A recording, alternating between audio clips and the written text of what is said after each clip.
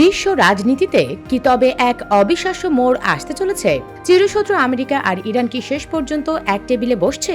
হ্যাঁ, সুইজারল্যান্ডে এখন চলছে এক ঐতিহাসিক শান্তি বৈঠক, যেখানে অংশ নিতে পৌঁছে গেছেন মার্কিন ভাইস প্রেসিডেন্ট জে.ডি. ভ্যান্স। পর্দার আড়ালে কি চুক্তি হচ্ছে?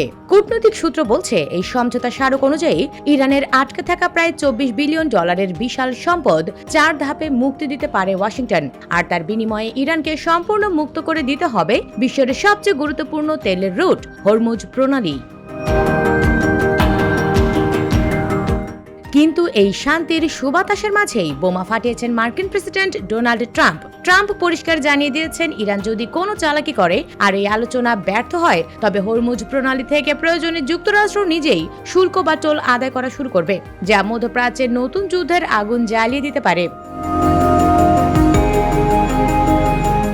এদিকে টেবিলে শান্তি আলোচনা চললেও মাটিতে থামছে না যুদ্ধ। লেবাননে ইসরায়েলি হামলায় গত 24 ঘন্টাতেই নিহত হয়েছেন 30 জনেরও বেশি মানুষ।